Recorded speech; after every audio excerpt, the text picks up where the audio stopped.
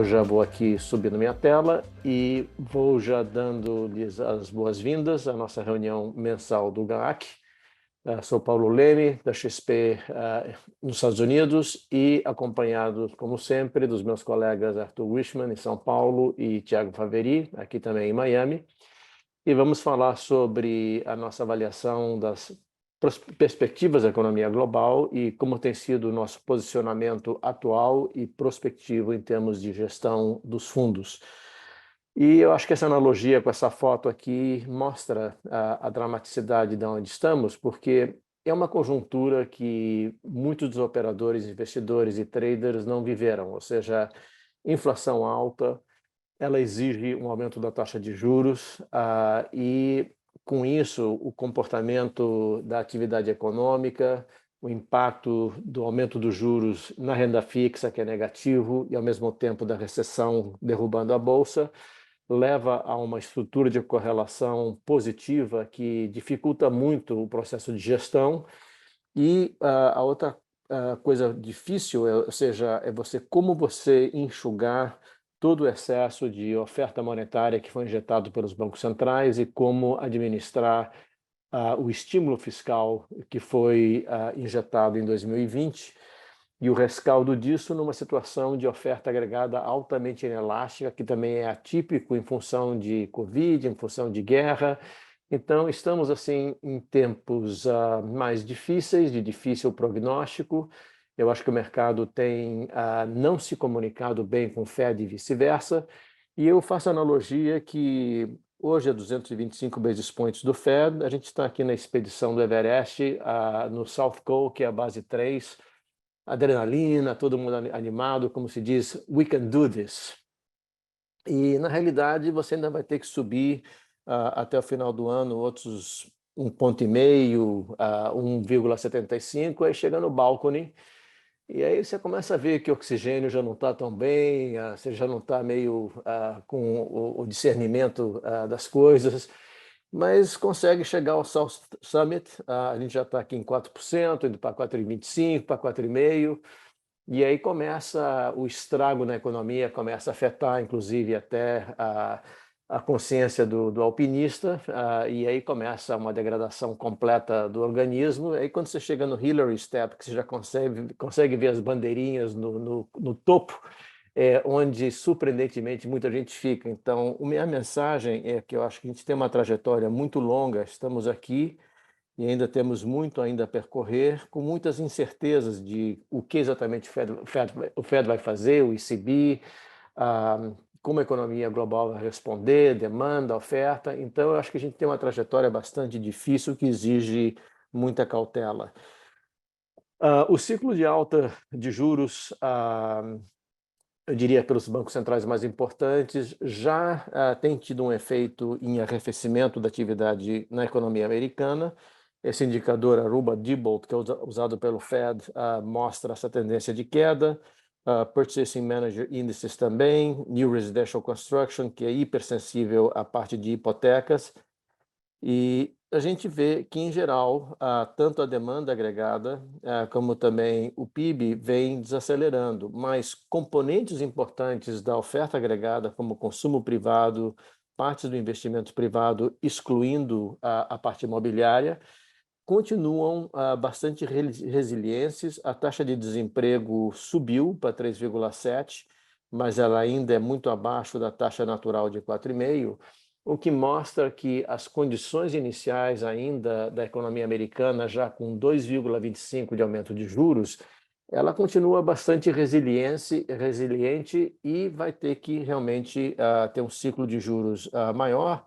Mas o problema é exatamente esse, que você está aqui com a demanda agregada, está baixando ela, mas a oferta agregada ela é extremamente inelástica, ela ficou mais inelástica, então você vai ter menos impacto em reduzir a inflação, que fica muito alta, a um custo muito maior em termos de perda de atividade. E essa foi a surpresa ruim dessa semana, terça e quarta-feira, mas terça-feira em particular. A queda do preço das commodities fazia com que o mercado, e eu também, eu estava otimista achando que ia ser uma semana melhor, com headline caindo, de fato caiu, em função de petróleo, commodities e energia em particular, mas o núcleo continua bastante elevado, acima de 6%. Várias medidas do Fed estão entre 5,8% e 6,5% de núcleo e bastante resistente à baixa. O que então justifica essa retórica negativa dos membros do Fed e tentando fechar esse hiato cognitivo que a gente já mencionou em reuniões anteriores, em que o mercado não está entendendo o problema que a gente tem de alta da inflação e especialmente exatamente na subida do summit do Everest, que a gente vai estar aqui a 27.500 pés, mas é exatamente essa subida que é a mais difícil e a mais penosa, que é exatamente você quebrar a espinha dorsal da inflação. Ela vai cair, mas você baixá-la de 4% e trazer de volta a meta de 2% é extremamente difícil e vai ser custosa e vai custar em termos de atividade econômica. A parte de mercado de trabalho, como dissemos, muito forte. Aqui mostra indicadores de salários e crescimento salarial, inclusive em alguns dos agregados acima de 7%. E a nosso favor, na medida que a economia vem desacelerando, a gente tem uma queda no índice de preço de commodities, liderados principalmente pela parte de energia, metais industriais, e isso tem uma correlação favorável de poder reduzir a inflação, mas o núcleo não está cedendo. Em função disso, a gente tem o que a gente chama do Hawk Talk, dos membros do FONC. Temos a reunião agora na quarta-feira, no dia 21, e eu acho que ela vai ser extremamente importante. Por quê? Porque o custo e benefício de ser hawkish é muito favorável, custa muito custa muito pouco assustar o mercado, e tem muitos ganhos em matéria de realinhamento de expectativas, onde há uma divergência entre o que o mercado está querendo em matéria de curva de juros, querendo reduzir juros, e inclusive já chegando ao pivô em algum momento em 2023, coisa que o Fed não acredita que seja necessário, ou seja, estamos ainda tendo que subir muito mais a taxa de juros, ou seja, estamos aqui nessa subida do Everest, estamos longe de chegar ao pico da montanha. Então, eu acho que vai ser um evento muito importante na quarta-feira, dado todas as alertas, especialmente do Chris Waller dizendo, galera, esse negócio que energia está caindo e preço de commodity não engana a gente. Eu acho que existe uma resiliência e uma dificuldade, uma resistência à baixa da taxa de inflação. Então, isso aí legal, mas não é suficiente para a gente interromper ou desencorajar desse ciclo de alta vigoroso em que a gente se meteu alguns meses atrás. Então, para mim, eu acho que o Fed tem muito upside em matéria de coordenação de expectativas, de mostrar as cartas, ou seja, e ele tem um instrumento ideal na quarta-feira, que são os Selected Economic Projections, onde você mostra os dot plots. E eu, se tivesse sentado na cadeira do FOMC, vamos supor que eu tenha 4,5% para junho do ano que vem, eu coloco logo 4,75%, 5%. O downside disso é muito pequeno. Então, eu tenho a impressão que você pode ter uma surpresa negativa do mercado de ver a mediana dos dot plots para 23 e 24 ligeiramente acima de um mercado que já está subindo as taxas de juros, assim, atrasados na rabeira do Fed. Eu acho que, especialmente em hawks que nem o James Bullard, eu acho que ele teria uma taxa terminal mais para 4,5%, talvez até acima disso. Eu acho que será um evento importante, negativo, hawkish para o mercado e que pode trigger outro sell-off.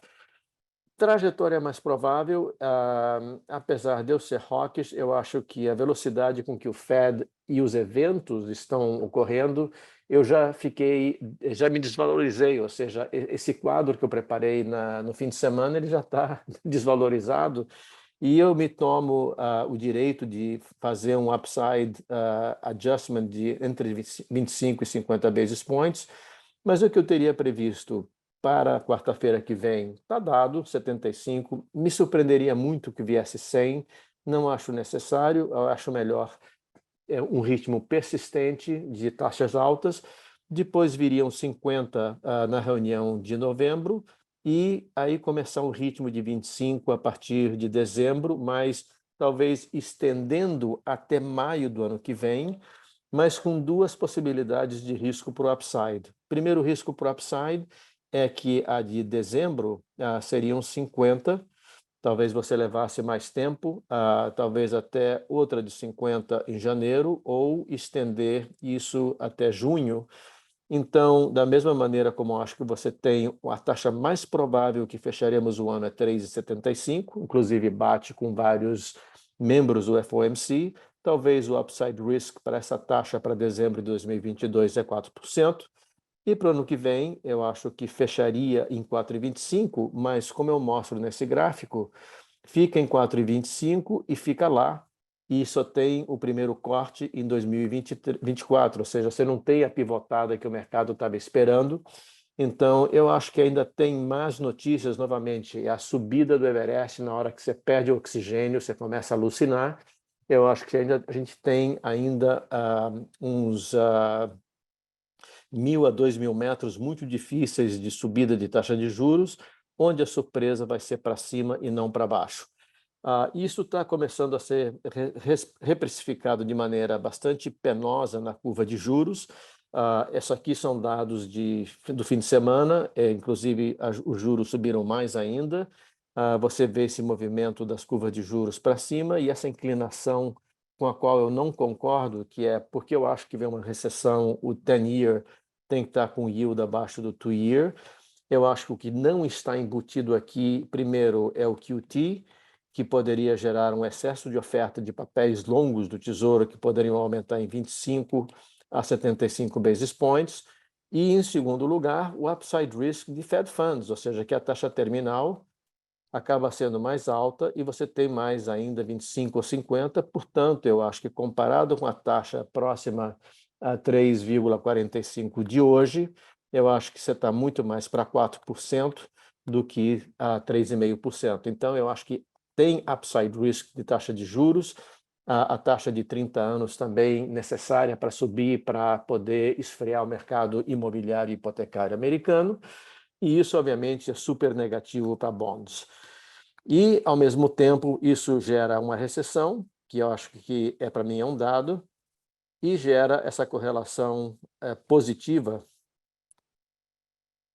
entre bonds e equities, que é o que torna realmente a gestão da carteira extremamente difícil, porque os dois vão para baixo. E depois tem quantitative tightening, ou seja, lembre-se que até agora o que foi feito não é nada comparado com o que resta ser feito, ou seja, no que tange a quantitative tightening, você está ainda no base camp 1, é a galera que não chegou nem ainda na base da subida final. O pessoal está lá com cerveja, festejando e tal, mas o quantitative tightening ainda está por apertar, e quando você entrar, então vamos ver aqui, hoje a gente está aqui em setembro, vamos chegar aqui em dezembro, temos junho do ano que vem, essa subida aqui entre dezembro e junho que você vai chegar praticamente a menos $1 trilhão de retirada de liquidez, e que isso pode começar a pesar em duas maneiras. Primeiro, em termos de yields, ou seja, subir as taxas longas, e número dois, funding, ou seja, exatamente como ocorreu no primeiro TRI de 2019, de repente você congela e trava o mercado de Fed Funds, ou seja, o mercado interbancário, e isso força o que a gente chama de forced selling. Todos os índices da Basileia começam a morder, você tem uma procura por liquidez e você começa a vender ativos. Então, eu acho que ainda tem uma pernada quando você retirar um TRI nessa temporada em 2023. Então, fala-se muito de juros, mas é exatamente essa invisibilidade da parte mais tóxica do programa do Fed, que é o quantitative tightening. Eu acho que ainda vai morder e vai morder pesado o mercado. E na Europa o drama é muito mais grave, porque você tem uma inflação mais alta, claro que o choque de energia é muito mais grave, não só por petróleo, como também por gás natural. Você tem inflação no varejo assim, de consumidor, ao produtor, o equivalente ao PPI deles, próximo a 40%, e o CPI já em 9,1% e indo para 10%. Então, eles têm um problema inflacionário muito sério, Porém, eles têm o choque agora de contração do PIB, e eu acho que a probabilidade de uma recessão severa é muito mais alta na Europa do que nos Estados Unidos. No entanto, ele tem um problema de inflação muito sério. Então, eles vão ter que subir juros e vão subir mais do que o mercado está esperando. Por exemplo, era difícil de acreditar que eles fossem dar 75 em setembro, e na reunião do dia 8 foi exatamente o que aconteceu. Eu acho que tem mais, e o tom da própria Christine Lagarde, que fala pouco e revela menos ainda, deu a entender de que tem que ser feito muito mais coisa para poder reduzir a inflação abaixo da meta de 2%, ou em direção à meta de 2%, e eu acho que será feito. O mercado trabalha com uma taxa neutra, que é aquela que é compatível com a inflação de 2% entre 1,75 e 2 e 1/4. Mas eu acho que a taxa que é necessária para reduzir a inflação aos níveis atuais é mais próxima para 3%, mas o mercado trabalha muito mais com esse intervalo, 1,75 com 2. Portanto, eu acho que o risco em matéria de juros na Europa é muito maior, talvez com 100 basis points acima do que está precificado e com uma curva de juros, portanto, subindo mais ainda do que está previsto. Novamente, yields para cima, bonds para baixo. Então, quando você pensa Estados Unidos, yields para cima, Europa, yields para cima, você começa a ver que o Bloomberg Global Aggregate Bonds vai continuar caindo, dado que já teve uma queda acima de 16% esse ano. Trajetória do ECB, então fizemos 75, agora ele descansa, fica em 50, alguns meses, eu acho que 3 reuniões, e depois algumas reuniões de 25, talvez com uma reunião extra de 25 em maio do ano que vem, e chegaríamos então a 3%, talvez no limite, para meados de 2023, maio, e só cortando igual ao Fed em 2024. Então, novamente, quando você chega ao Hillary Step no Everest, você já consegue ver as bandeirinhas lá em cima, você fica animado, mas acabou a energia, acabou o oxigênio, você acaba desmaiando, e são exatamente aqueles últimos 400 metros que são muito difíceis de chegar. Eu acho que a economia mundial está indo para essa direção. E aqui, então, como gestor, e eu vou deixar o Faveri elaborar isso mais para a gente, exatamente é o drama que tem nos deixado preocupado e temos sido extremamente cautelosos em função disso, que essa correlação altamente positiva, que normalmente entre renda fixa e renda variável ela é negativa, que é o que ajuda a diversificar uma carteira, no nosso caso, 40 renda variável e 60 renda fixa, ela está altamente positiva. Por quê? Porque você está vindo de uma inflação muito alta, você tem que subir juros, isso derruba os bonds e, ao mesmo tempo, você tem uma recessão.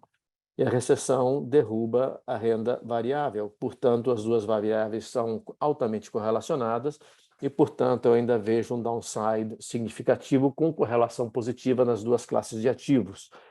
E, por último, para perturbar mais ainda, você tem um diferencial de juros nos Estados Unidos contra juros na Europa, por exemplo.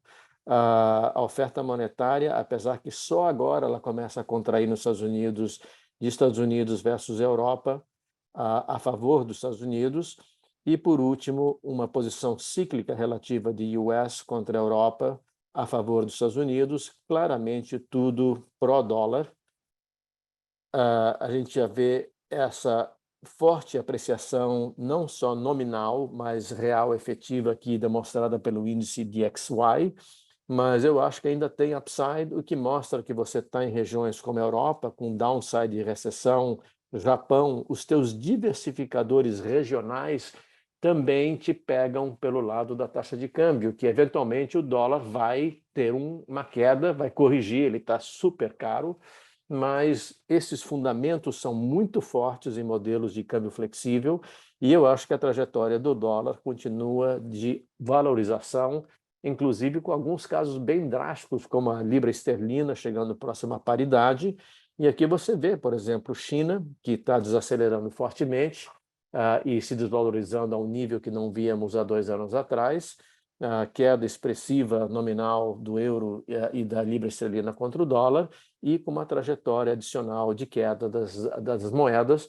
Então, isso dificulta mais ainda a composição de carteira, não só pelo fato de recessão em outras regiões, como também quando se traduz em dólar o teu retorno, o teu diversificador entre renda fixa e renda variável não funciona e regional também não funciona. Então, isso nos deixa um dilema que nos força a ser mais conservador, mais cauteloso, e eu acho que tem sido a nossa postura e continuará sendo, mas eu vou deixar para o Arthur, teoricamente, elaborar o conceito e o Faveri explicar a implementação.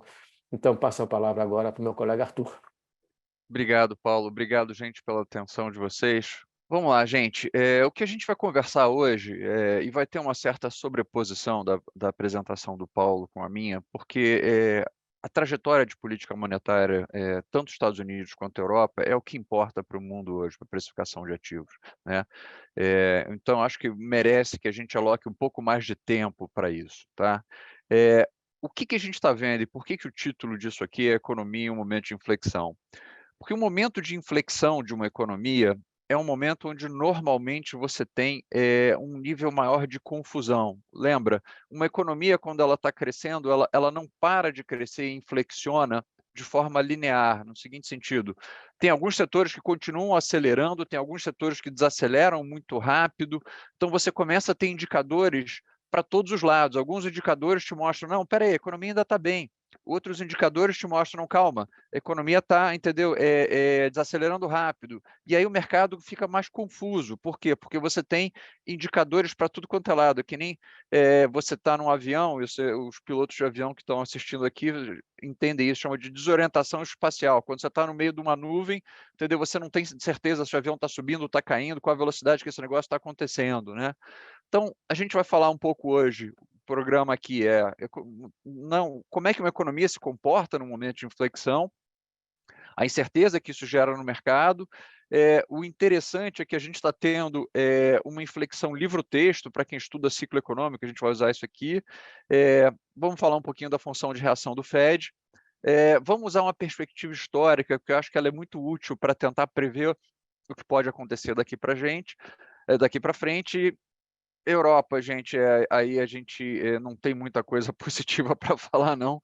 Vamos falar um pouquinho aí ainda de valuation e depois a gente termina.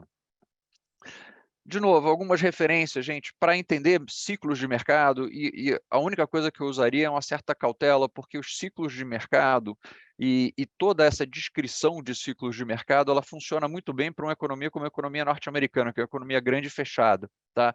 Para economias menores e abertas, por exemplo, por que a literatura quase toda de ciclos econômicos ela é a literatura para a economia norte-americana? Por que não tem a literatura britânica, por exemplo, a literatura alemã sobre ciclos econômicos, né? Porque são economias relativamente menores e mais abertas, né? Então, assim, essa história do ciclo econômico ela funciona muito bem para a economia grande e fechada, né? Disparado, o livro mais interessante é o do Howard Marks sobre isso. O livro do Ray Dalio, ele toca também a parte de ciclos econômicos, do grande ciclo de crédito, essa coisa toda.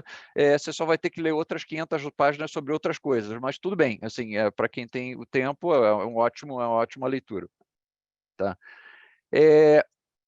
Olha, isso aqui é a projeção do Atlanta Fed, gente, e eu vou chamar a atenção para vocês aqui, não é sobre a projeção do PIB, sobre o que eles estão estimando, o nowcast deles, é só sobre a área achurada azul, ou seja, como é que abriu essa boca de jacaré entre a menor projeção e a maior projeção. O que isso significa? Isso significa que o mercado está confuso. Tem gente que já está achando que a economia está em recessão e tem gente que está achando que a economia está crescendo acima de 2,5%. Então, assim, essa dificuldade que o mercado tem, é essa desorientação que eu estou te dizendo. Por quê? Porque se você olha para o mercado imobiliário, você fala, poxa, estamos em recessão. Se você olha para o mercado de trabalho, fala, poxa, estamos crescendo bem. E é essa a desorientação que o mercado está sofrendo. Agora, o que nos surpreende um pouco é que a gente está tendo uma desaceleração de livro-texto. Se você pegar o livro-texto lá do Howard Marks e falar, como é que funciona um ciclo econômico em desaceleração? Você fala assim, olha, os setores mais sensíveis à taxa de juros colapsam primeiro.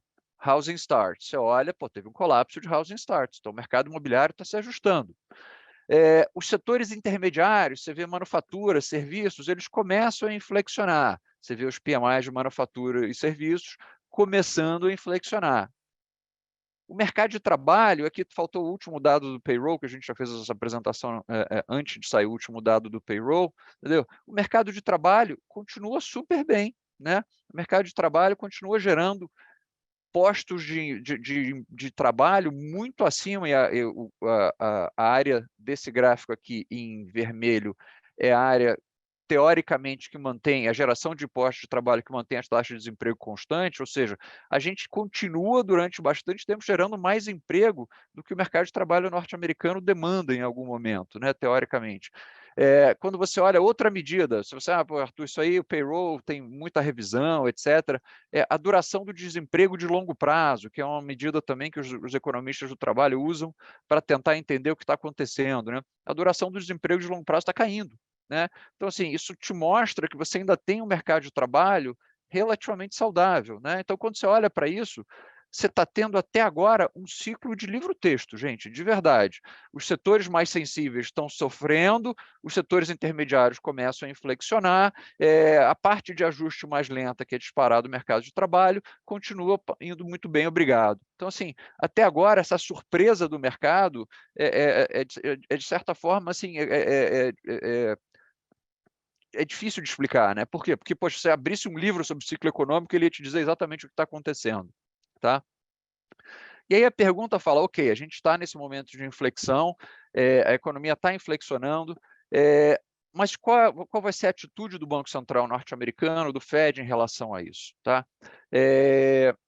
Tiveram dois eventos relevantes, tá? O primeiro assustou o mercado, mas aí a comunicação claudicante do Fed fez com que esse susto se dissipasse, foi o discurso do Powell em Sintra, né? Quem lembra, né? Reunião dos banqueiros centrais lá em Sintra, o Powell fez um discurso super duro, o mercado se assustou naquela época, e depois teve a press conference do FOMC, ele meio que deu uma patinada em cima da cabeça de um alfinete, assim, sabe, enrolou um pouquinho, o mercado falou, então não...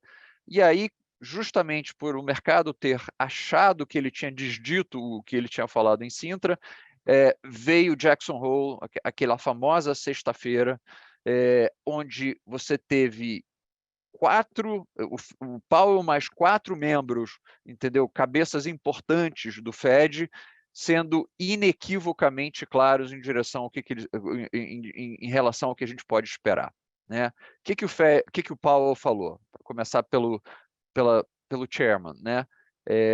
Powell, não Paulo. Vamos lá. Ele falou: olha, a gente vai precisar de uma política restritiva por algum tempo. Ponto.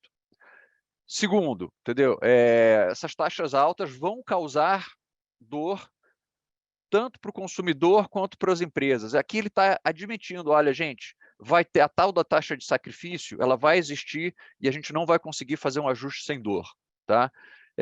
Reduzir a inflação vai precisar que a gente mantenha um crescimento abaixo da tendência. Gente, isso é tão longe quanto um banqueiro central pode ir para falar de recessão. Nem um banqueiro central fala assim, olha, vou jogar a economia na recessão. Ele fala assim, eu vou jogar a economia num crescimento abaixo da tendência. Isso é banco centralês para dizer, olha, se tiver que entrar numa recessão, a gente vai entrar na recessão, né? E o dado do CPI de julho tinha sido um pouquinho menor que o esperado, obviamente o de agosto já negou tudo aquilo, mas assim, ele falou, olha, e ele estava certo, falou, pô, julho foi um bom data point, mas a gente precisa ver mais, né? Aí, no mesmo dia, veio a Loretta Mester de Cleveland. Cara, a gente vai jogar a taxa acima de 4% e deixá-la lá, entendeu? Isso aqui não vai ser uma campanha curta, vai demorar algum tempo, entendeu? Aí depois Rafael Bostic, entendeu? Mesma coisa. A gente está preocupado com inflação, não com o mercado de trabalho, entendeu? A gente deveria ficar com taxas altas por algum tempo, entendeu? Aí veio o Bullet, que é talvez os mais rocks. Ele falou assim, olha, cara, eu vou para... A gente devia ir para 4 logo agora, entendeu? Esse negócio de ficar esperando, de gradualismo, vamos front-load esse negócio, entendeu? E a famosa entrevista do Neil Kashkari, entendeu? Que depois ele foi interpretado, naquele dia o mercado caiu quase 3%, e ele foi interpretado como as pessoas dizendo, poxa, um membro do Fed comemorando o S&P caindo 3%, depois ele veio e voltou atrás, se explicou, etc. Mas ele falou, olha, eu estava feliz, eu fiquei feliz de ver que pelo menos o mercado está começando a levar a gente a sério agora. Então, olha, nos levem a sério, né? Então, gente, Vamos usar um pouquinho da história agora para tentar entender o que aconteceu e tentar entender a cabeça de um banqueiro central a essa altura do campeonato, especialmente um banqueiro central do Fed, tá? A gente costuma dizer, né, e a gente, quem já viu GAACs passados, que bancos centrais brigam sempre as batalhas de guerras passadas, né? E o Banco Central aqui, ele tem um framework, ele tem um framework de análise que é a década de 70, né? O Fed, ele é muito afixado por dois grandes eventos, 1929 e a década de 70, um do lado recessivo, um do lado inflacionário. Tá?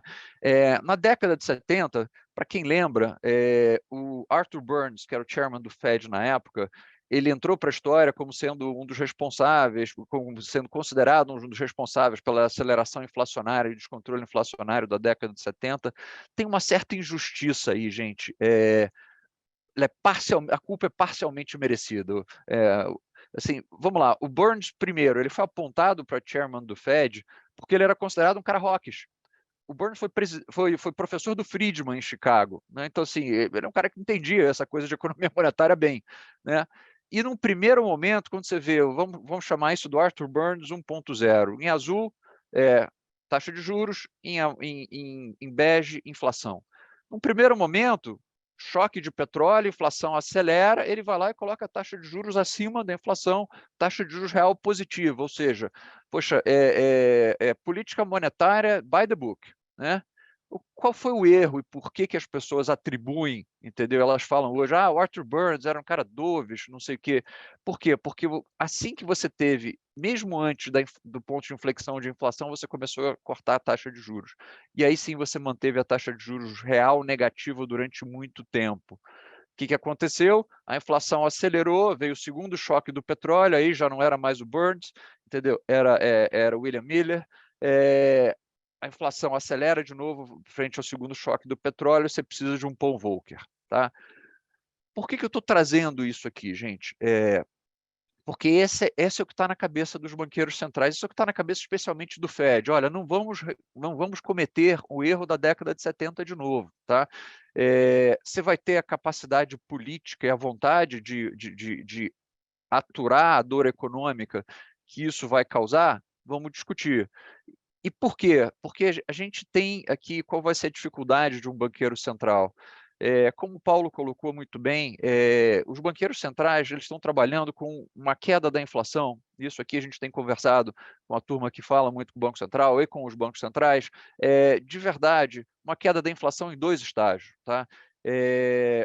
Você trazer a inflação, e apesar do número muito ruim do CPI recente, quer dizer, ela está inflexionando, ela está caindo a inflação, você trazer a inflação de perto de 9, que foi o pico, o CPI norte-americano, para 4, eu acho que a gente já está conseguindo vislumbrar esse primeiro movimento. Por quê? Porque esse movimento tem menos a ver com os impactos de médio prazo de política monetária, ele tem mais a ver com a reversão dos choques de oferta, ou seja, reintegrar as cadeias globais de produção, entendeu?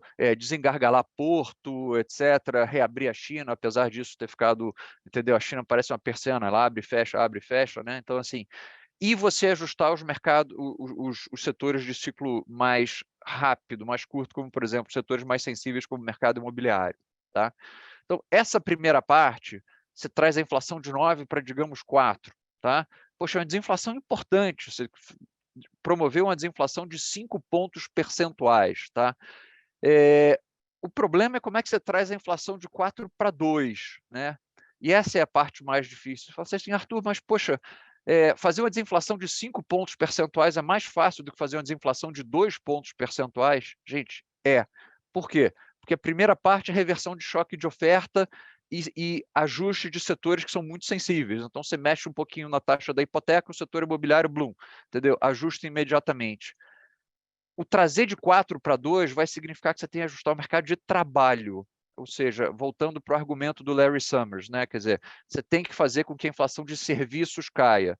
E a gente sabe que a inflação de serviços ela é mais inercial e ela é mais resiliente. Então, ela vai demorar mais tempo para cair.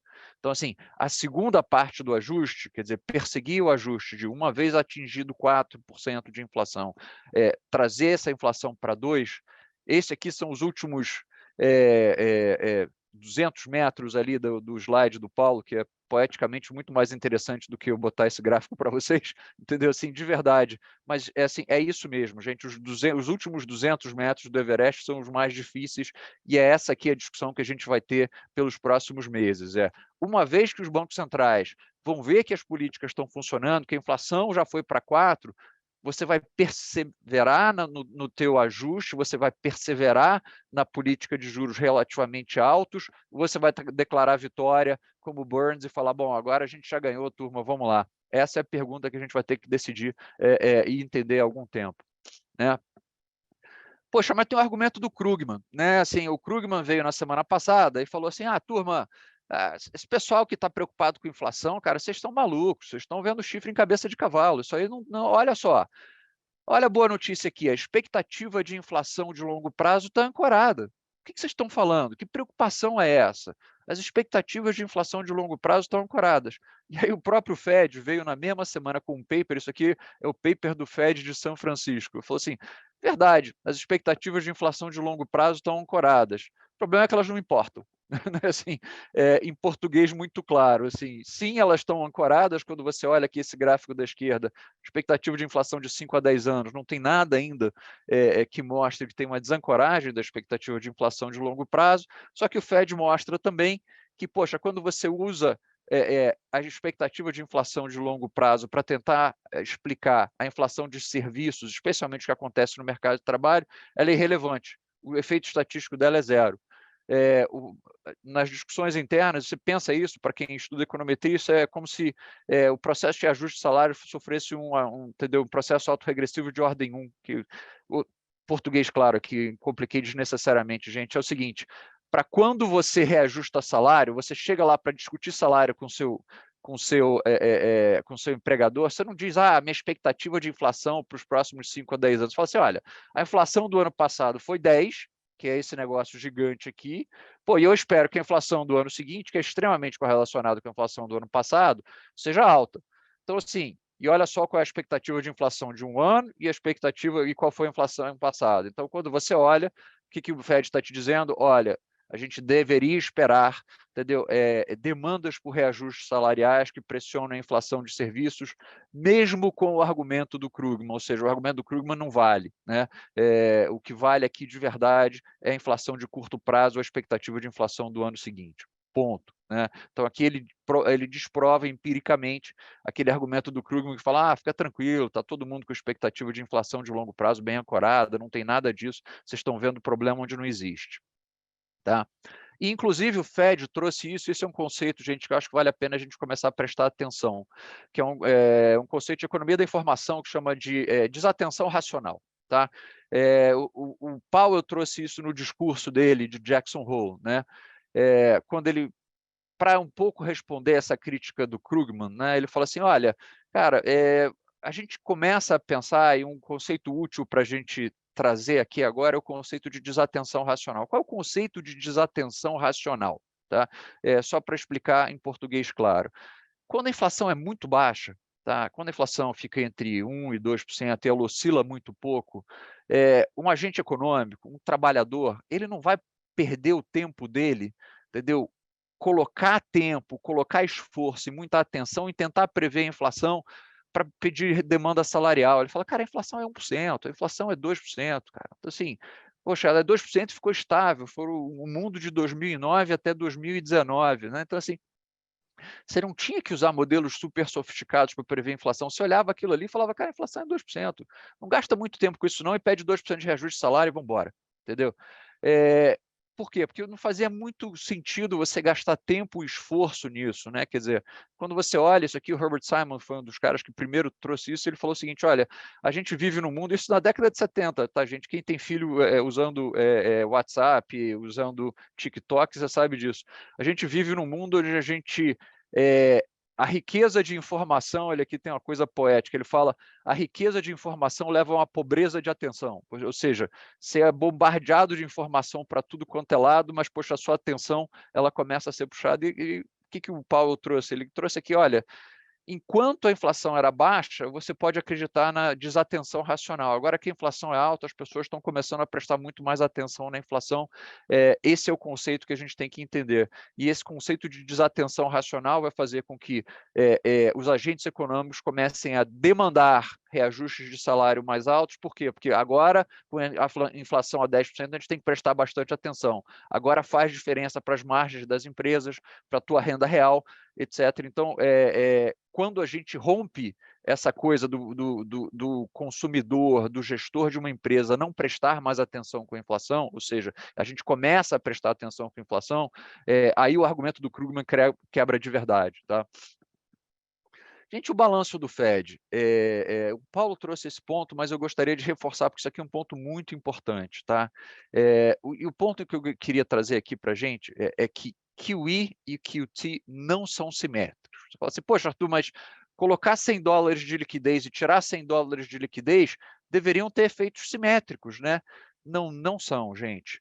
Por quê? Acho que o Paulo fez uma boa explicação disso, mas o QT, o afrouxo quantitativo, ou seja, se tirar dinheiro, ele é igual ao QE, mais a chance de você causar uma crise, é o que a gente chama de um termo de choque. Então, essa equação que eu botei aí, que é o QT, ele é aproximadamente parecido com o QE, mais o R, onde o R é o termo de, poxa, a chance de você faltar liquidez. Pensa o seguinte, pô, você está com R$100 na sua carteira, tá? Se o cara te der R$100 a mais, né? Você vai lá, se pô, consome, pô, vai no restaurante, come come uma comida um pouco melhor, toma, pô, entendeu? Uma Coca-Cola a mais, ou toma 2 chopps a mais, etc. Agora imagina que você está com R$100 na carteira e alguém tira R$100 da sua carteira e vai a zero. Você é incapaz de pagar a conta do restaurante. Então, assim, a falta de liquidez, que é o ponto que o Paulo fez, e infelizmente eu e Paulo aqui, o Haveria mais novo, mas eu e Paulo já vivemos muitas crises de falta de liquidez, né? Na hora que você liga para um banco e fala assim, poxa, me dá uma linha aqui, o banco fala zero, não tem, entendeu?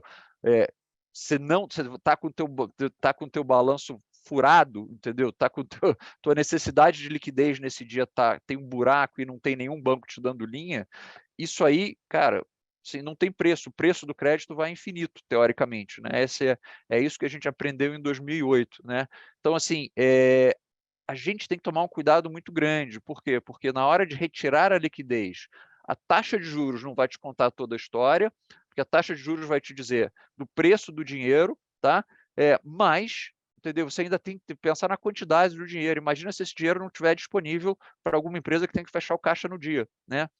Ficou famoso aquele dia onde o presidente da GE ligou para o chairman do Fed dizendo, gente, eu não estou conseguindo fechar o caixa da minha empresa hoje, mas minha empresa é solvente, eu só não tenho dinheiro para pagar os funcionários agora, entendeu? Então, assim, é exatamente esse o problema que a gente que o Fed sabe disso, o fato da gente ter passado por isso em 2008, eu acho que foi um grande aprendizado e faz com que a gente não acredite que isso seja uma possibilidade grande, mas está dentro do espectro de probabilidades, ou seja, o risco da gente errar no processo, de errar na mão no processo de retirada de liquidez.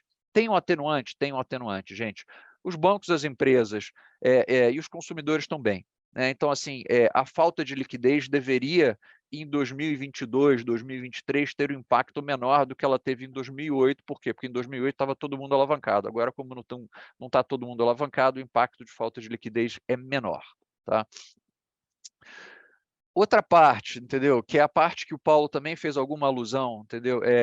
QT e o Term Premium. Term Premium é aquela coisa chata de matemática de bonds, mas, poxa, teoricamente a sua compensação por esticar e tomar tempo e abrir mão de liquidez no curto prazo e investir no longo prazo, tá?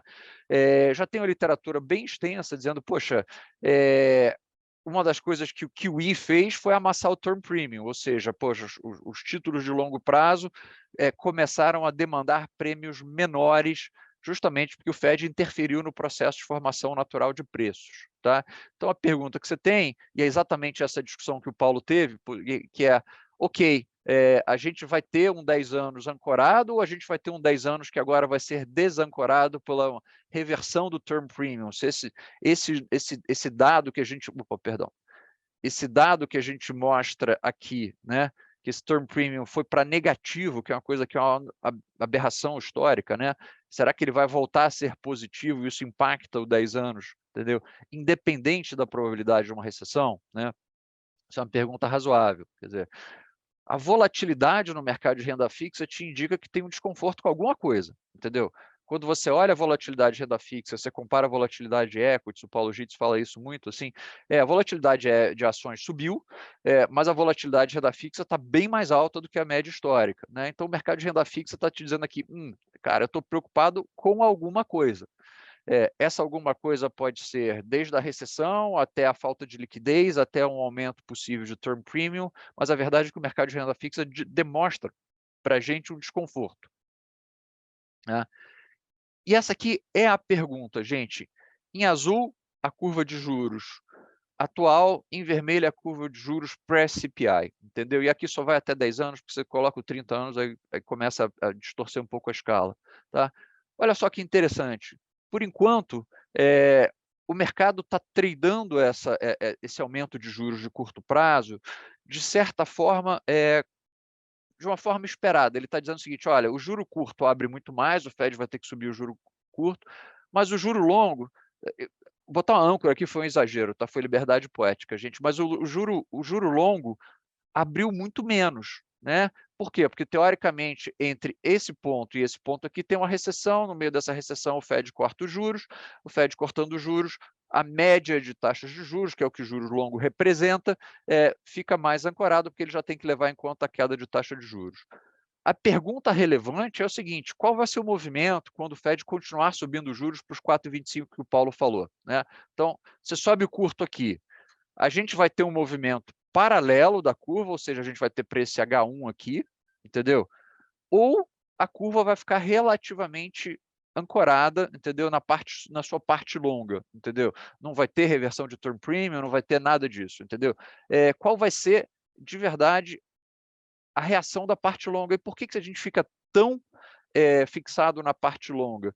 Porque todos os ativos que a gente investe, na maior parte deles, são precificados via juro longo, né? Não é que o juro curto não importe, mas o juro de 1 ano importa muito menos para um negócio que tem duration de 10 anos. O que importa é o juro de 10 anos, né?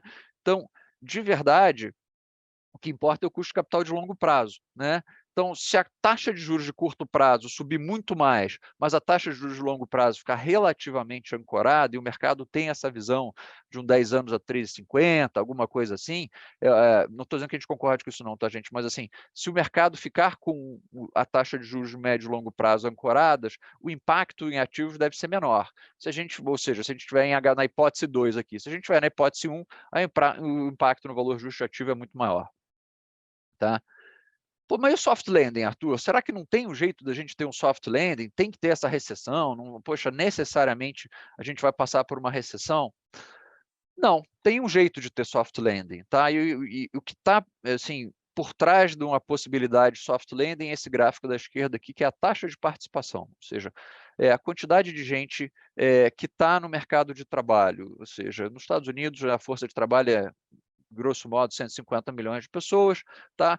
A taxa de participação pré-Covid estava em torno de 63,5%, ela colapsou na Covid, aí voltou, as pessoas voltaram ao mercado de trabalho, ela ficou oscilando em torno de 61,5% e está voltando a subir, tá? Mas ela não voltou para o nível anterior. O que isso significa? Que tem 1,5 milhão de pessoas fora da força de trabalho, ou que estavam na força de trabalho em 2019 e que não estão na força de trabalho agora, tá?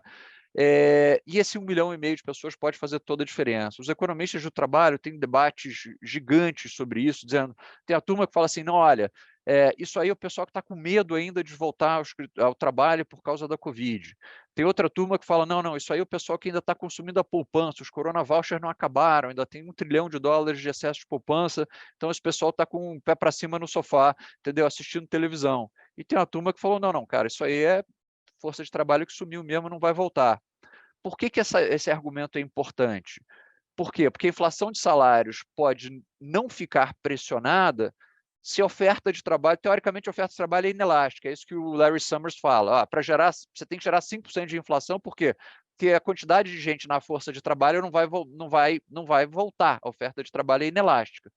Mas se tiverem 1,5 milhão de pessoas aparecendo, você pode ter um aumento pela demanda por mão de obra e a oferta de mão de obra se desloca positivamente, que é a volta desses 1,5 milhão de pessoas. Então, assim, a possibilidade do soft landing tem a ver com se esse 1,5 milhão de pessoas que está sumido da força de trabalho vai voltar ou não. Se eles voltarem, você tem menos pressão sobre a inflação de salários, a inflação de serviço é mais bem comportada, aquela convergência do 4 para 2 fica mais fácil. É possível? É o cenário mais provável? Acho que não, tá? Mas está aí a possibilidade do soft landing. Para quem está no campo soft landing, esse aqui é o seu argumento. A taxa de participação vai voltar para cima de 63%, tá? Europa, gente, não tem jeito, a economia está desacelerando, não tem muita coisa que eu possa agregar na análise, a não ser o seguinte, gente, quando você olha, entendeu, esse dado aqui é um dado interessante, o preço de eletricidade na Alemanha está ficando super volátil, tá? Mas ele quintuplicou, tá? A Europa vai passar por uma recessão profunda e ela vai ter que ter efeitos duradouros. Para quem acha que, poxa, não, se a gente acha que a recessão norte-americana é uma recessão relativamente branda, né, e que ela não deveria durar tanto tempo assim, na Europa a gente não pode se dar esse luxo de fazer essa análise. Por quê? Porque você tem que mudar a matriz energética, gente. Isso não tem nada a ver com o que está acontecendo agora em termos de política monetária. Obviamente, a política monetária tem um impacto, como o Paulo falou, mas pensa na Europa o seguinte: a matriz energética europeia está baseada num insumo que não vai estar mais disponível, no qual você não pode confiar mais tanto, que é o gás natural russo. Então, o que você tem que fazer é mudar a matriz energética de um continente inteiro. A Europa cometeu um erro estratégico gigante em basear uma parte importante da sua geração de eletricidade, da sua geração de energia, no gás natural russo. Contando que a Rússia seria um país pseudo-normal, que seria um país que forneceria gás natural, entendeu? Sem nenhum confronto geopolítico nessa história toda. Gente, eu acho que mesmo que acabe amanhã a guerra da Ucrânia, que, poxa, os russos, entendeu, voltem e que tudo se normalize, eu acho que estrategicamente a Europa aprendeu a lição. Então, a Europa, a gente vai ter que ver uma Europa, um continente inteiro, mudando a sua matriz energética. E isso não é um processo rápido, gente. Isso não vai durar um ano, não vai terminar depois do inverno desse ano, que vai ser um inverno duro para a Europa passar. Isso é um processo de anos, talvez décadas, para você mudar uma matriz energética inteira. E isso aqui vai ter impacto sobre a economia durante bastante tempo, tá? O choque de oferta continua fazendo com que o CPI na zona do euro, quer dizer, sequer esteja inflexionando, né? Se nos Estados Unidos já está tendo inflexão, na zona do euro não está tendo nem inflexão. Isso faz com que a taxa de juros na Europa continue saindo de controle, sair de controle é um exagero, mas continue subindo ao longo do tempo, né? Para quem lembra dos juros negativos na Alemanha, etc. Tal, e aí está trocado, desculpa, tá? França e Alemanha estão trocados no slide. De verdade, gente, a gente vai continuar vendo os juros na Europa subindo. O ECB tem um dilema, né? Porque aquilo que a gente falou no último GAAC, você tem que combater uma inflação que sobe, mas uma recessão profunda e uma dívida PIB na Itália de 150. Como é que você atinge esses três objetivos? Né? Como é que você atinge esses três objetivos que parecem conflitantes? Né? Isso é um problema para a Christine Lagarde, que eu acho que é um grande pepino. Mas, não obstante, você já está tendo os ROCs do ECB e a Isabel Schnabel, né, do Bundesbank, já é uma das vozes mais, digamos assim, agressivas no ECB. E foi interessante que a Christine Lagarde não foi para Jackson Hole, ela mandou a Isabel Schnabel no lugar dela. Então, assim, na hora de dar a mensagem dura, o francês meio que saiu de fininho, entendeu? E mandou um alemão lá para entregar a mensagem dura. E aí a Schnabel foi muito clara. Ela falou assim: olha, cara, a gente entende que o custo de uma inflação muito alta está desconfortavelmente alto, ou seja, isso aqui é alemão claro para, cara, se prepare para que os juros vão subir muito mais alto, entendeu? E a gente não deveria parar, mesmo que a inflação comece a inflexionar, que é exatamente o argumento do Fed também, entendeu? Por reversão de cadeia de produção, etc., normalização de cadeia de produção, a gente tem que mostrar uma determinação forte de fazer a inflação vir para o objetivo rapidamente. A gente falando 2 minutos aqui só de ações, tá? De qual o impacto, como é que a gente está pensando ações, né? Que a gente falou muito de renda fixa, porque é um jogo de renda fixa, é um mundo onde renda fixa é a variável mais importante agora. Mas, poxa, falando do S&P, se tem uma coisa boa que você pode falar do S&P, é que, de novo, você está passando por um período de endividamento relativamente baixo. Então, você entra nessa recessão sem ter o endividamento alto que você tinha no passado. Então, para quem pensa na estrutura de capital de uma empresa, né, dívida e equity, né, quer dizer, quando você tem uma dívida muito alta, o valor do equity vai sendo exprimido, aqui você não deveria ter esse fenômeno. Tá? Por outro lado, e aqui, gráfico by Paulo Gitz, né? Crédito onde o crédito é devido. Custo capital faz toda a diferença, né? O risk-free faz toda a diferença, tá? O múltiplo é historicamente proporcional a variações de risk-free. Se você continuar tendo 10 anos subindo, que é o argumento que a gente fez no passado, você pode continuar tendo uma contração de múltiplo. Historicamente, essa é o que acontece. Tá? Mas Arthur, e os buybacks? Pô, os buybacks têm sido um grande suporte do mercado. Aqui a gente tem uma pergunta interessante, gente, que é se é que os CFOs, entendeu, vão seguir o livro de finanças corporativas e arrisca ou não. Por que isso é importante? O que acabou de subir? Teu custo de dívida. Você faz um buyback e o que importa para o teu buyback é o teu custo de ação vis-à-vis o teu custo de dívida, né? Teu cost of equity vis-à-vis o teu cost of debt. Teu cost of debt subiu, então, assim, a sua propensão a fazer buybacks, né, deveria diminuir na margem, né? Mas o teu cost of equity, pô, as ações estão mais baratas, então tem um argumento aqui de, entendeu, de quanto você está comprando, pelo quanto você está pagando, mas de um jeito ou de outro, entendeu? Você deveria refletir nos seus buybacks o fato de te custar mais agora levantar capital para poder fazer essa recompra. Então, assim, a gente deveria, teoricamente, reação de livro-texto, ter buybacks menores no futuro. Tá? E aqui a nossa preocupação maior. Tá? Quando você olha, isso aqui é o que foi o earnings season, segundo tri. Tá? Você fala assim, poxa, Arthur, não tem problema nenhum, olha só, o S&P teve um crescimento de lucro de 7,34, poxa, super saudável, está tudo dentro dos conformes. Mas aí você começa a olhar setorialmente esse crescimento de lucro, você vê que os setores considerados de alto crescimento, tá? Communications, onde está por Google, Facebook, esse tipo de coisa, tech e consumo discricionário, onde está Amazon, etc., todos eles performaram super mal. Tá? Todos eles tiveram crescimentos de lucro pífios ou negativos. Tá? Poxa, mas esse 7% vem da onde? Vem dos setores cíclicos, vem dos setores industriais e de energia. Tá?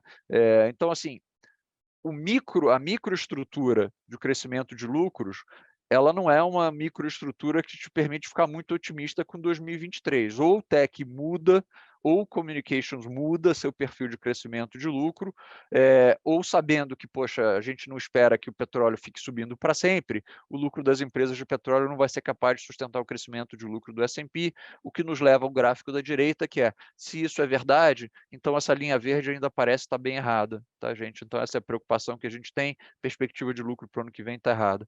Então aqui, para resumir, gente, conclusão, é normal que o mercado fique confuso em momentos de virada de ciclo, mas, cara, essa virada até agora tem sido livro-texto. Então, assim, está seguindo o playbook assustadoramente de perto, entendeu? Os bancos centrais vão perseguir suas respectivas metas de inflação, isso significa que a gente vai ter que tolerar alguma dor macroeconômica, não tem jeito. A gente vai ter esse ajuste de inflação em 2 estágios, né? O primeiro estágio é a parte fácil, a pergunta relevante, o que vai acontecer no segundo estágio, né?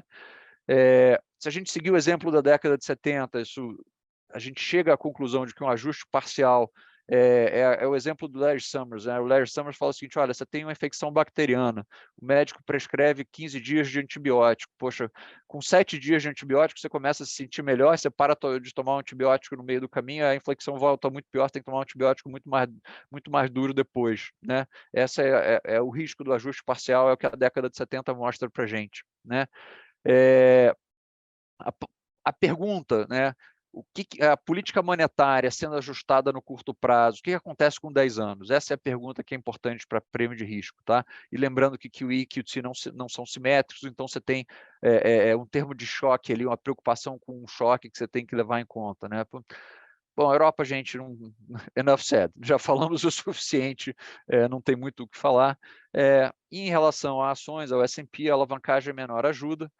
Não sabemos o que os CFOs vão fazer em relação aos buybacks, mas os lucros não tiveram uma boa micro, entendeu, composição no segundo TRI, cara, isso coloca que a nossa perspectiva de lucro, a perspectiva de lucro do mercado, desculpa, para de 2023, um pouco mais em risco.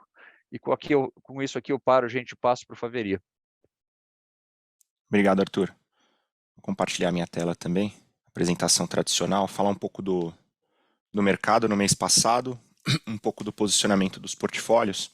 Acho que mês passado ele começou muito bem, né? A gente viu as bolsas subindo, né? As taxas de juros mais estáveis no início do mês. E aí no final do mês a gente viu uma correção mais forte do mercado de renda variável e também uma alta mais generalizada dos juros ao redor do mundo, tá? E aqui acho que a grande explicação foi na linha de que a gente ouviu vários membros, tanto do Banco Central Europeu quanto do Banco Central Americano, dizendo que no momento o mais importante é brigar contra a inflação e que eles farão tudo o que for necessário para que a gente consiga jogar essa inflação para baixo, né? Então a curva de juros, e aí a gente viu a curva de juros teve um impacto bastante relevante, tá? Então como principais eventos do mês passado, e eu citaria, né, a gente viu a inflação americana ao consumidor ela caindo de 9,1 para 8,5, tá? A gente viu também inflação acima de 9% na Europa, né, o que força o Banco Central Europeu, forçou o Banco Central Europeu a aumentar juros e continuar nessa tacada de aumento de juros, mesmo diante de todo esse cenário mais desafiador que o Paulo e o Arthur passaram. A gente viu também no mês passado uma série de sinais de desaceleração na China, né? E o que vem forçando o governo a continuar com seu plano de estímulo da atividade econômica, né? A gente viu também a continuidade das escaladas geopolíticas. E aí, o lado oposto da moeda também aqui nos Estados Unidos, a gente viu, continua vendo o mercado de trabalho, como o Arthur falou, muito forte. No caso do mês passado, a gente viu, inclusive, que existem mais vagas disponíveis do que desempregados nos Estados Unidos. Tá? Então, quando a gente olha a curva de renda fixa, o impacto que a gente viu na curva de renda fixa foi muito claro. Tá? No final do mês passado, o mercado esperava 0,50 para a reunião da semana que vem, aqui no Banco Central americano, 0,25 para novembro, 0,25 para dezembro, e de lá para cá, do final do mês para cá, o mercado caminhou mais para o cenário do Paulo, que é o cenário que o Paulo vem comentando.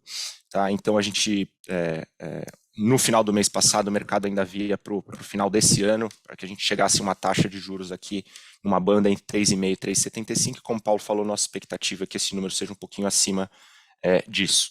A curva como um todo, ela subiu aqui de juros nos Estados Unidos, tá? Então essas são a curva do final do mês passado, essa aqui de cima, né? Então a gente viu uma alta generalizada na curva entre 20 e 65 pontos base. Como referência ao 10 anos, ele saiu ali no início do mês de 2,65 para 3,19, e o 2 anos saiu de 2,88 para 3,49, inclusive foi o maior patamar desde novembro de 2007. Agora estamos numa situação até maior em ambos os casos. Tá? Quando a gente olha a performance dos índices, e aqui a gente coloca todos os principais índices de renda fixa, a gente vê que seu principal índice, que é o Bloomberg Barclays Global Aggregate, né, que são basicamente os títulos de grau de investimento com prazo médio de vencimento aí de 7 anos, caiu um pouco mais no mês passado em função desse aumento dos juros, né?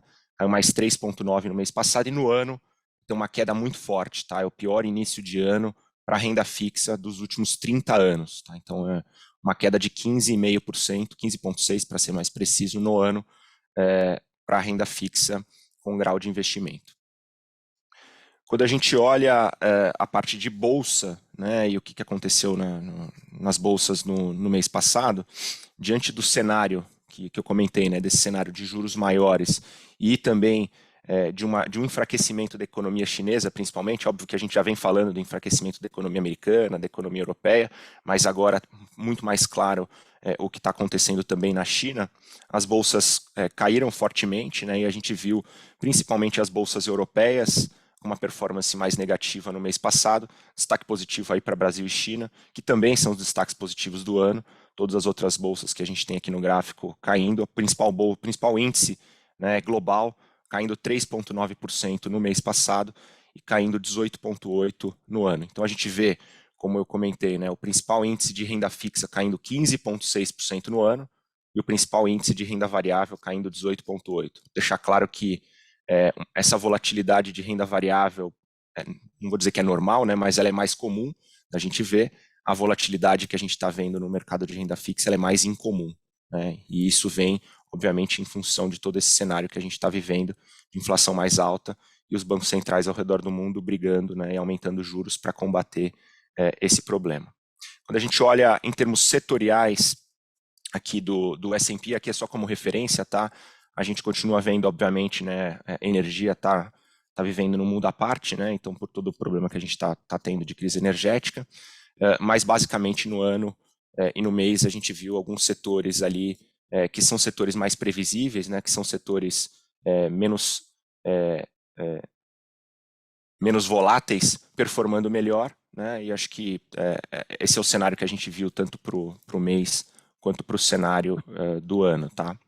Quando a gente fala dos nossos portfólios, lembrar todos, a gente tem aqui, apesar da gente ter os portfólios extremos, né, 100% renda fixa, 100% renda variável, a gente fala em 4 carteiras diversificadas, né, uma mais conservadora, 2 moderadas e uma agressiva. A diferença das 2 moderadas é que uma delas tem exposição a títulos de renda fixa brasileiros. Tá? Então a gente tem uma série de clientes, nossos clientes que gostam de ter uma exposição, apesar da questão da diversificação internacional, gostam de ter uma exposição ao Brasil, e a gente tem um percentual destinado para esse caso. E a gente vem carregando já há algum tempo, né, uma posição de caixa muito grande, né, nas carteiras. Isso vem ajudando a gente a proteger os portfólios e também nos dá, de uma certa forma, um poder de compra, né, para que quando a gente acreditar que, de fato, o ambiente de renda fixa chegou perto do que a gente acredita que pode chegar, a gente muito provavelmente vai começar a adicionar prazo de vencimento, né, nas carteiras, adicionar duration nas carteiras, mas hoje não é o caso. A gente continua com um portfólio de renda fixa muito curto prazo, como vocês podem ver aqui na tabelinha, né? Então a gente, no caso do moderado, a gente tem aí praticamente toda a posição de renda fixa em curto prazo. Mesmo na estratégia de high yield, a gente também tem curto prazo, tá? E na parte de renda variável, a gente continua com exposição maior em termos geográficos aos Estados Unidos, né? A gente acredita que Estados Unidos, como o Paulo comentou, está melhor posicionado para passar por esse momento mais desafiador, e a gente compõe o portfólio com os alternativos, né? Aí, dependendo do perfil de liquidez, necessidade de liquidez e risco de cada um dos nossos clientes, a gente pode ou não ter alternativos ilíquidos na carteira, mas aqui a gente tem usado principalmente os alternativos líquidos, que ajudam a gente a trazer um equilíbrio maior para a carteira, né? São posições com uma correlação muito baixa, renda fixa e renda variável, e que no final do dia fazem com que o nosso portfólio fique mais equilibrado em termos de risco e retorno. Quando a gente fala de todos os fundos, né, só para lembrar, todos os fundos que a gente tem mandato de gestão e que seguem as diretrizes do Comitê Global de Alocação, a gente tem o XP Global Strategies, que é um fundo de alocação, é um fundo que tem exposição à renda fixa, renda variável, alternativos.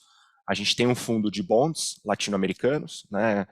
A gente tem um fundo de renda fixa, que basicamente replica a parte de renda fixa do XP Global Strategies, e um fundo de renda variável, que basicamente replica a parte de renda variável do XP Global Strategies, e um fundo de alternativos líquidos, tá? Esse foi o último fundo que a gente lançou agora no meio do ano, e ele vem tendo uma performance muito positiva e ajudando a gente a suavizar, como eu comentei, esse movimento bastante forte que a gente tem visto tanto na renda fixa quanto na renda variável ao longo desse ano de 2022.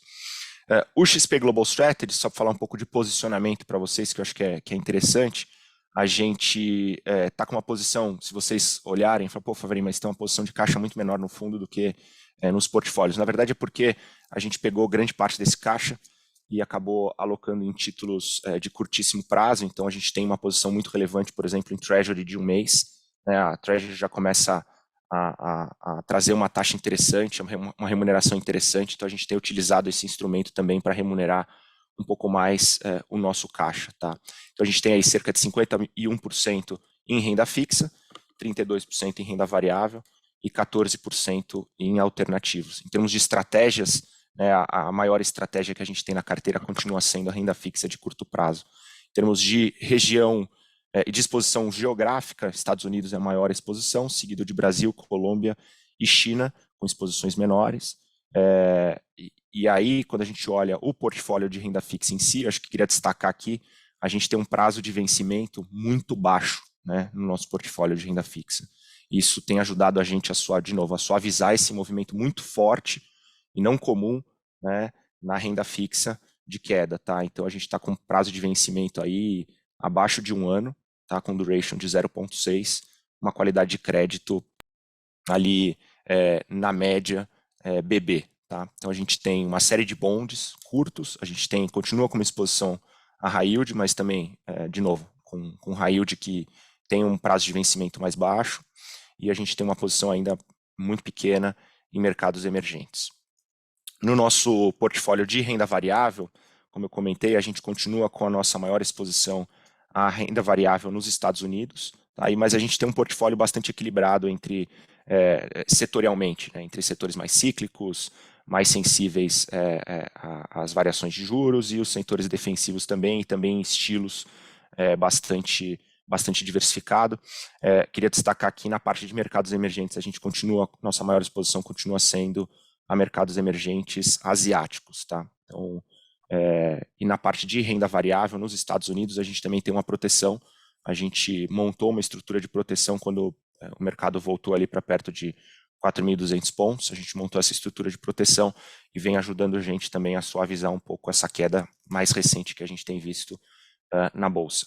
Na parte de alternativos, só para passar um pouco todas as estratégias que a gente tem no XP Global Strategies, a gente tem arbitragem de eventos, paridade de risco, fundo imobiliário, fundo de tendências, retorno absoluto, long and short crédito e long and short de equities neutro, tá?